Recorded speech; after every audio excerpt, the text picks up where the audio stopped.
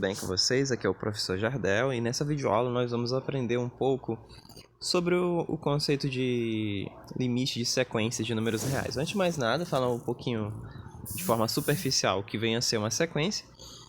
Uma sequência é uma função que leva um número natural n a um número real x, certo? No caso, você vai ter um termo aqui em função do índice n, né, no caso.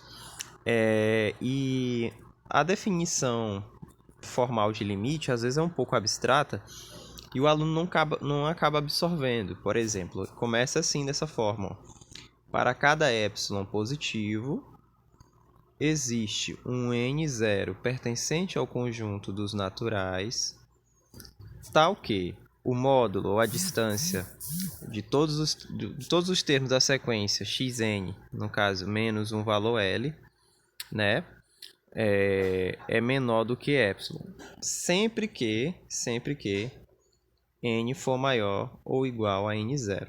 Ok? Então, basicamente a definição de limite de sequência é dessa forma, tá? E no caso, às vezes a gente não entende o que vem a ser esse termo n0, dessa definição aqui bem formal, né? Então vamos fazer o seguinte, ó.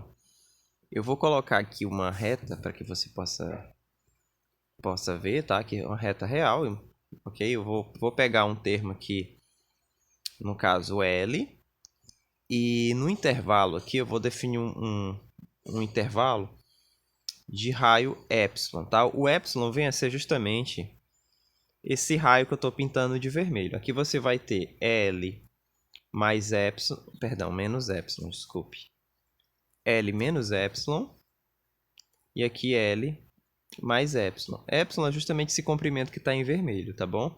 No caso aqui é um valor real positivo e ele é tão pequeno quanto você queira, né? No caso porque é um valor arbitrário, mas ele é fixo, tá? É um valor fixo, mas ele é arbitrário. Observem que você vai ter o limite da sequência aqui no centro do intervalo, né? Isso eu posso representar isso de outra maneira, como vizinhança de centro em L, né, e raio epsilon. Se lê dessa forma: vizinhança de centro em L e raio epsilon. Essa vizinhança pode ser furada, porque quando se trata de limite, não necessariamente o valor L vai ser um termo da sequência. Eu posso ter todos os termos da sequência xn diferentes de L, mas não necessariamente L pertença a essa sequência. Um exemplo disso é a sequência 1 sobre n no intervalo 0, 1, no caso. Você tem que o intervalo 0, 1, né? E você tem uma sequência xn igual a 1 sobre n.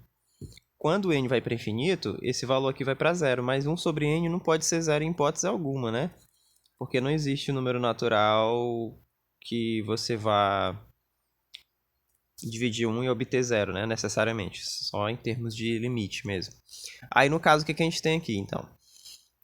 Digamos que eu tenha uma sequência que se comporte dessa maneira. Eu vou colocar aqui. Aqui eu vou ter o meu x1, meu primeiro termo da sequência. Estou associando o número 1, ficou um pouquinho borrado. Aqui o x1. Eu tenho o primeiro termo da sequência aqui, certo? Com o índice 1. Aí eu vou colocar aqui o meu x2. Aqui eu vou colocar o meu x3, tá bom? Digamos que ela vai se comportando assim, né? Aqui vai ser o x4. Observe que a partir do x5 ela vai entrar aqui, ó. Ou seja, aí a partir daqui, ó, vou ter o x6, x7 e por aí vai. O que acontece? A partir do índice n0 igual a 5, porque 5 pertence aos naturais, para todo n maior do que n0, maior ou igual, vai implicar que todos os termos da sequência xn menos o valor L é menor do que o raio epsilon que está em vermelho ali, ó. Em outras palavras, você vai perceber aqui, ó, que a distância, vou até marcar de azul, por exemplo, de x5 até o L é esse comprimento em azul, mais o epsilon é esse comprimento em vermelho. Percebe que o comprimento em azul é menor que o vermelho. Eu vou só apagar aqui para você, vai ficar despoluído aqui, tá? Para a gente poder trabalhar melhor, só para você ter uma visão melhor, presta atenção. Se você ainda não entendeu, observe a distância do meu termo x5 que está aqui, que vai ser o 5 vai ser o meu n0 em particular. Esse comprimento em amarelo, ele é menor do meu comprimento do meu comprimento em vermelho. Meu comprimento em vermelho excede, nem que seja em pequena distância, em pequeno valor, né, o meu comprimento em amarelo, mas ele excede, ou seja, essa distância de todos os termos de xn até o valor L, que é o centro do intervalo, é menor do que o raio epsilon, ok? Então, basicamente o n0 vai ser o índice a partir do qual todos os termos da sequência vão convergir para o centro do intervalo, ou do meu, no caso, o meu limite, tá bom? Então, pessoal, espero que vocês tenham entendido, e agradeço por ter assistido até aqui. Tenha um ótimo estudo aí, valeu!